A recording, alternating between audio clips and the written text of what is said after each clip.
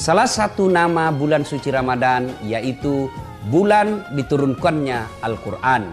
Seperti Allah Subhanahu wa taala menginformasikan dalam Al-Quran, Syahrul Ramadan alladzi unsila fihil Quran, bahwa pada bulan suci Ramadan itu Allah turunkan Al-Quran. Perlu kita ketahui bagaimana sejarah turunnya Al-Quran.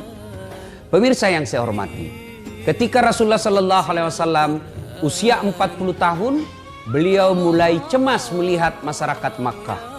Bukan cuma masyarakat Makkah, tapi beliau sendiri mencemaskan keluarganya, pamannya sendiri, sepupu sekalinya, keluarga-keluarganya yang terdekat. Beliau Rasulullah sallallahu alaihi wasallam cemas. Istilah kalau kita sekarang punya kepekaan sosial. Kenapa ini orang Makkah menyembah patung? Dan pada saat itu mereka membuat patung Latta, Manat, Uzza dan Hubal berdasarkan status ekonominya.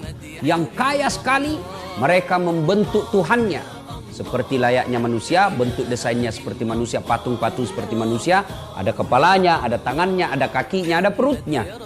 Bikinlah patung yang terbuat dari emas, yang sangat kaya. Yang agak kaya, dia bikin dari tembaga, besi dan sebagainya.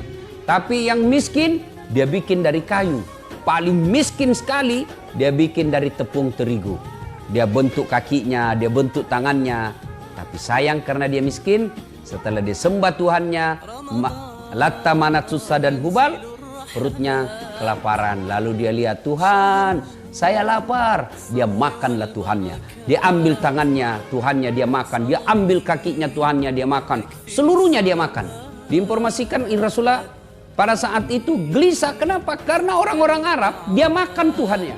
Maka Nabi pergi ke atas Gua Hira, melakukan perenungan, berpikir, minta pertolongan kepada Allah Subhanahu wa taala.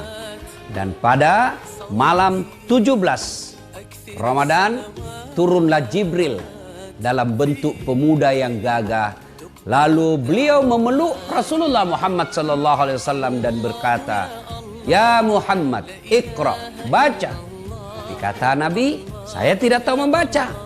Nabi diulang lagi, dipeluk lagi oleh Jibril, "Iqra, baca." "Saya tidak tahu membaca."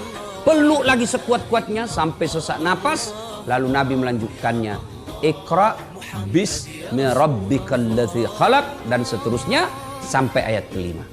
Pemirsa yang saya hormati, sebelum kita lanjut, saya perlu jelaskan. Nabi itu ummi, tidak tahu membaca dan menulis, tidak berarti identik dengan bodoh. Leluhur kita dulu tidak tahu membaca, tidak tahu menulis. Nenek saya tidak tahu membaca, tidak tahu menulis, tapi pandai berdagang. Rasulullah tidak tahu membaca dan menulis, tapi beliau cerdas.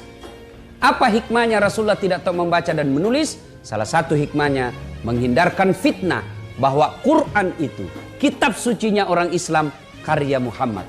Karena ada segolongan manusia yang memfitnah bahwa Quran ini bikinan Muhammad. Quran ini karya tulisan tangan Muhammad. Tapi mereka sendiri yang membantahnya bahwa tidak mungkin Muhammad menulis kitab Quran. Kenapa? Muhammad terbukti tidak tahu membaca dan menulis. Ini hikmah kenapa Rasulullah sallallahu alaihi wasallam tidak tahu membaca dan menulis. Hikmahnya menghindari fitnah bahwa kitab suci umat Islam Al-Quranul Karim karya Muhammad. Itu betul-betul firman Allah yang kemudian dibukukan pada zaman Utsman bin Affan. Pemirsa yang saya hormati, setelah menerima kitab suci, Rasulullah sallallahu alaihi wasallam lalu balik ke rumah beliau menceritakan kejadian ini. Lalu Khadijah, istri beliau, begitu Nabi menceritakan, Khadijah lalu percaya. Manusia pertama, golongan pertama yang beriman kepada kerasulan Muhammad sallallahu alaihi wasallam adalah Siti Khadijah. Lalu Siti Khadijah ini meyakini sepenuh hati bahwa Muhammad sebagai nabi akhir zaman. Abu Bakar Siddiq, begitu Rasulullah menceritakan, beliau langsung berkata, "Sami'na wa ata'na." Saya dengar dan saya percaya dan saya taati, saya ikuti. Itulah sebabnya Abu Bakar Siddiq diberi gelar As-Siddiq. Apa makna As-Siddiq? Orang yang langsung percaya kepada Rasulullah Muhammad SAW. Muncul dari golongan muda yang langsung percaya kepada Quran, kerasulan Muhammad SAW, Ali bin Abi Thalib, lalu sahabat-sahabat yang lain.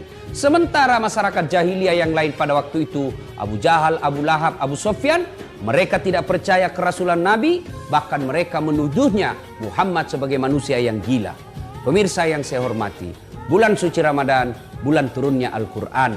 Apa reaksi kita? Tidak ada pilihan lain, semakin memantapkan iman kita kepada Quran dengan wujud, meyakininya, mengimaninya, membacanya, mengetahuinya, dan mengaplikasikannya dalam kehidupan sehari-hari. Semoga ada manfaat.